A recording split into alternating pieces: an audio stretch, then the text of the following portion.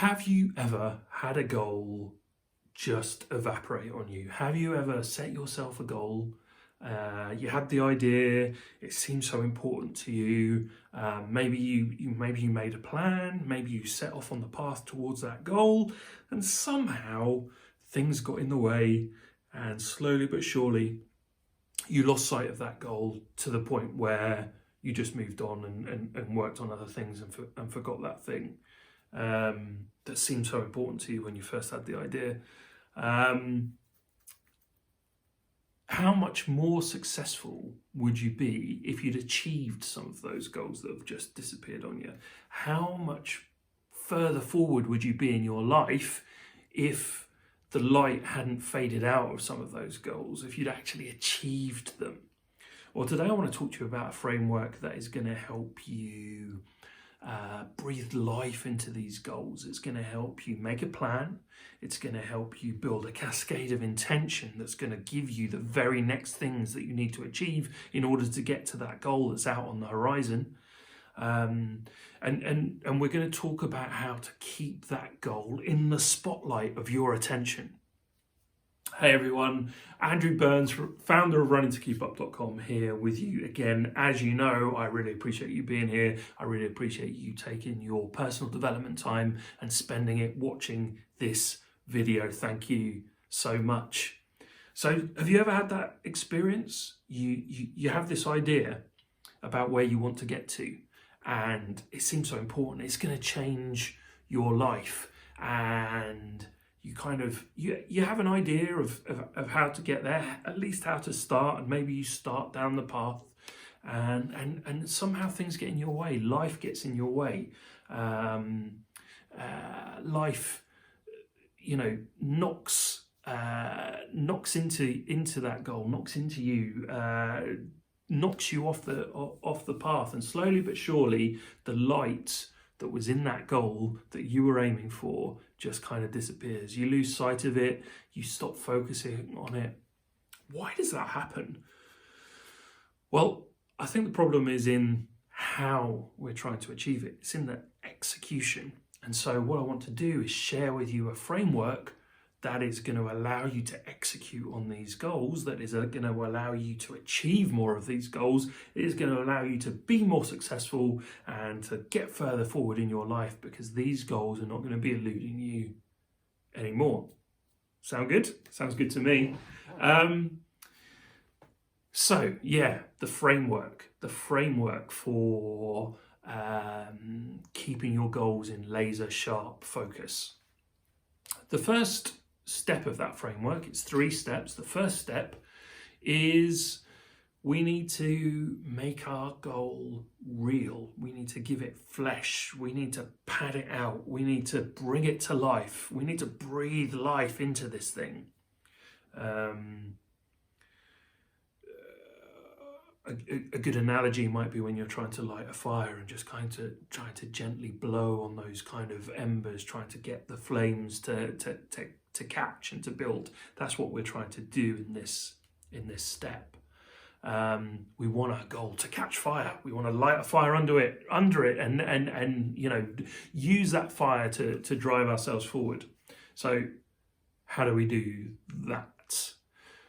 Well, first of all, we need to be very clear about what we're trying to achieve. We need to be very clear about what done looks like. When are we going to be done with this thing? We need to have a finish line in sight. It might be a long way in the distance, but it needs to be tangible. It needs to be in sight. We need to know when we're going to be done with this thing. Why is that important? Well, if we set ourselves a goal that's kind of wishy-washy, not clear, not well defined, it stands to reason that our approach towards it is also going to be wishy-washy and not well defined.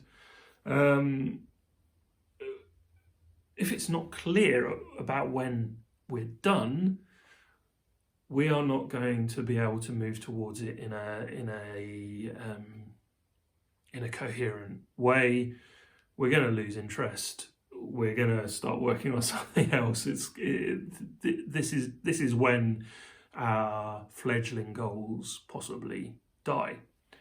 So let me give you an example. If, let's say I want to learn Italian, I could set myself a goal, learn Italian. But I think we can all agree that I would never be done learning Italian. That is a amorphous, ill-defined goal. Really what I need to do is set myself a milestone. So in the UK, our high school level qualifications are GCSEs. So rather than learn Italian, my goal should be get my Italian GCSE. It's very clear. I know exactly how I'm going to do it. There's a goal in mind. There's an endpoint. That doesn't mean that when I reach that goal, I can't see, extending my Italian prowess further on. But the first goal is really clear. It's really well defined. I know what done looks like, and I can actually take action to move towards it. So that's the first step. Define your goal. Give it flesh. So now we've defined our outcome, our goal. Now we need to figure out how we're going to get from here to there. Our finish line is out there on the horizon.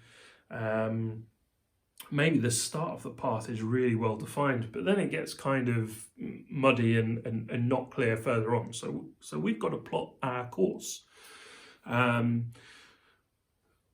What you need to do is take a pen and paper and make a plan. What you're looking for is a cascade of intentions. I want to achieve X, and in order for X to happen, I need to do Y, and in order for Y to happen, I need to do Z. And you need to cascade that down, that cascade of intention, until in your hand, you've got the very next thing that you can do that's going to move you forward on the step. And by doing this, by taking this kind of cascading approach, what you find is you've got a map ready to lead you along the way. Now, what I always tell people when they're planning in this way is that they've also got to spend some time thinking about the things that could go wrong.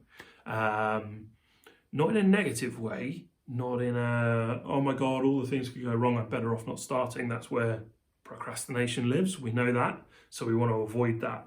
But in a way of, if this goes wrong, I can imagine that this might go wrong. If it does, here's how I'm going to resolve that problem. And by making that part of our plan, when those stumbling blocks do occur, we're ready for them. We already thought about it. We're expecting it. We've got a plan. It's not going to knock us off track. We knew exactly how we were going to deal with this situation when it arose. It has arisen. We can just take the action that we already planned out. Sounds good, doesn't it? People often resist this kind of planning. They think it's too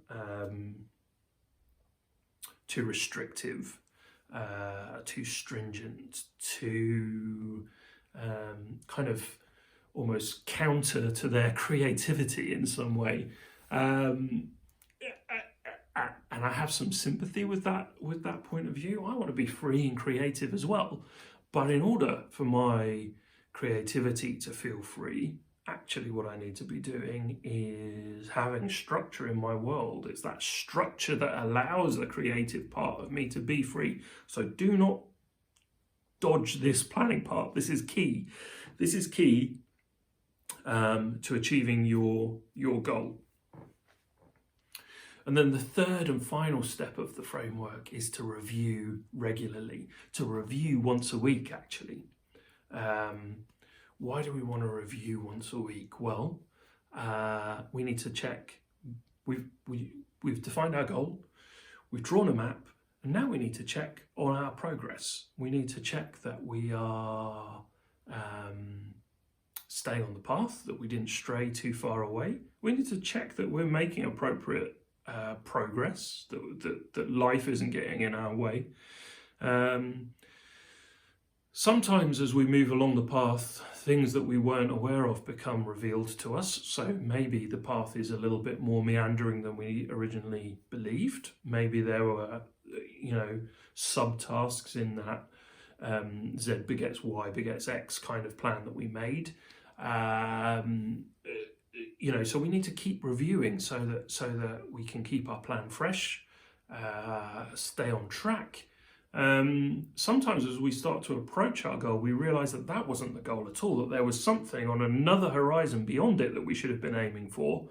And again, the review process allows us to see those other horizons as they come into view, and make decisions about course corrections, or maybe moving that flag out further than we maybe initially placed it. So the review is really key. And again, people tend to resist the review process, and I would beg you not to do that. Don't resist the review process. Don't put it off.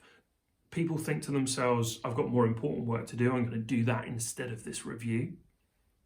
They think to themselves, I've had a really bad week. I didn't really make any progress towards my goal, so there's no point doing that review. They think to themselves, I've been awesome this week. I've got loads done towards my goal. I am on this. I don't need to do that review. What I would say to you is, whatever happens, however you feel, however your week has gone, you do this review come what may. Even if you've had a great week, maybe next week isn't going to be so great.